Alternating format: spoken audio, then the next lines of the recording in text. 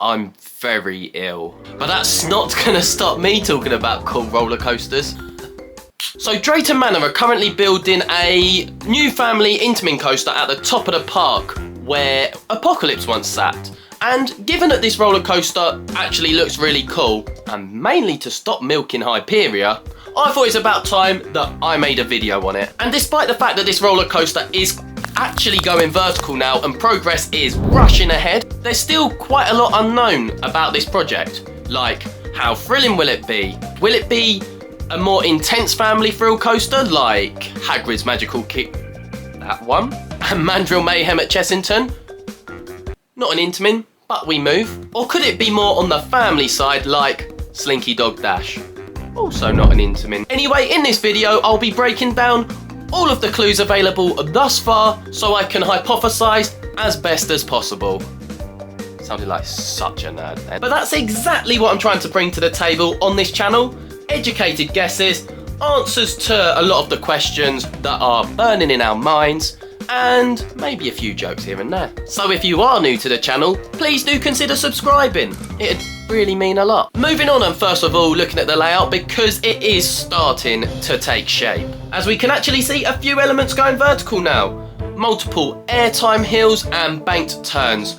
A lot to be excited about, because it looks to have some nice lateral forces and some good airtime with, according to the park's managing director, approximately 5 airtime moments. That's quite a round number for an approximation. I suspect that you know exactly how many airtime moments there will be, Victoria Lynn. And that'll probably be the most airtime found on any coaster in the country, which is fairly impressive for a family coaster and very comparable to something like Hagrid's, or maybe even the airtime on an actual thrill coaster like Icon. Whoa, slow down, mate. Which I'll probably reference at least twice more in this video. But importantly, looking at the elements that have gone in place so far, they're not too intimidating, but they're certainly interesting enough to attract both families and thrill seekers to the park to try this new coaster. So like similar rides like 13 at Alton Towers, this is going to strike a nice balance to attract families with kids to the park, but then also keep them interested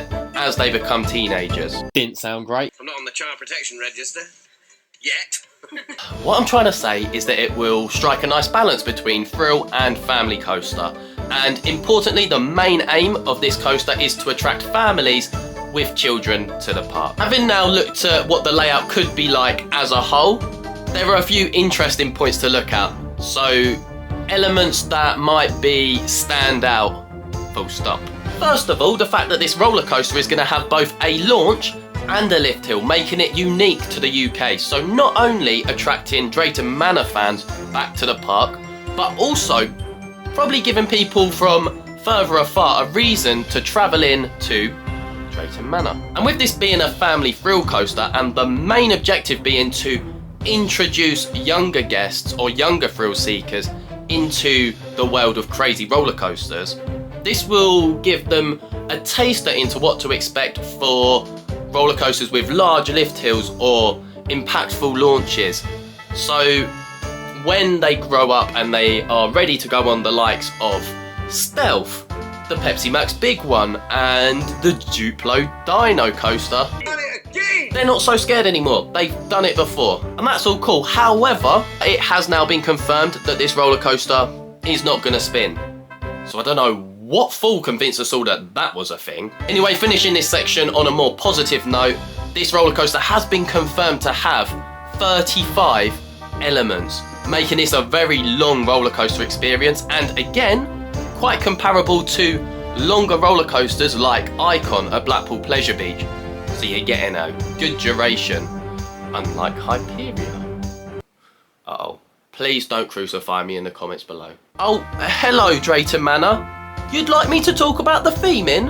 Already, given the concept art for this new roller coaster, it looks to be a well-themed and immersive roller coaster. Probably themed to Western stuff. I've even heard it might be a goldmine themed roller coaster. Shout out to Coaster Giant for that intel. Check out his channel if you haven't already. He's also covering this in great detail. Not until you've watched all of this video, liked, subscribed and told your next of kin. Anyway, it's all very exciting. We don't have many heavily themed roller coasters. I know you've got rides like Wicker Man or the Smiler over at Alton Towers. Why did I choose the Smiler? I know we have rides like the Wicker Man that has a whole story and a very impressive effigy centerpiece for the roller coaster.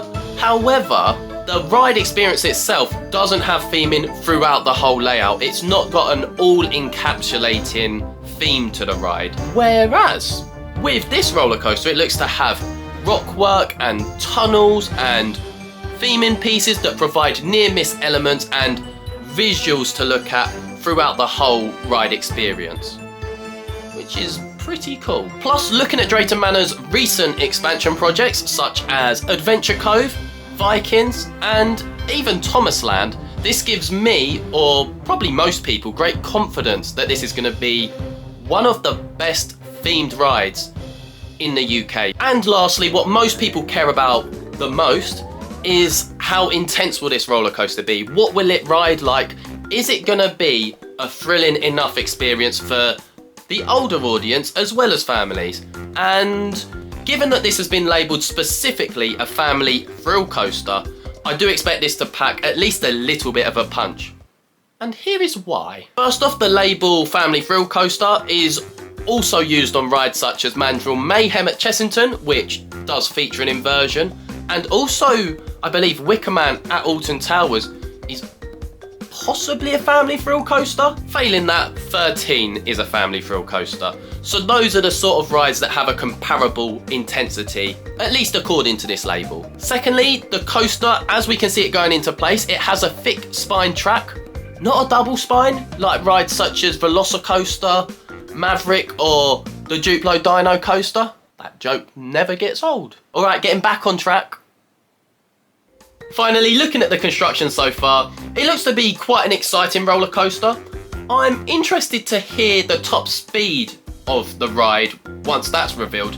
However, in the meantime, I'd guess at a 40 to 45 miles per hour top speed, similar to the aforementioned Mandrill Mayhem and Wicker Man. And looking at the elements that have gone into place so far, taking those S-bends, lateral turns, airtime hills at that sort of speed could likely make for quite a whippy roller coaster. There was also a mention of different settings for this ride, which I have no idea what they're alluding to there, so if you have any guesses, leave it in the comments below. Thanks so much for watching, like the video if you did enjoy it. Ciao, legends. That was good, wasn't it? Please, sir, can we have some more? You don't have to call me sir. But here's your link. Click it. Sir Pun a lot would sound cool though.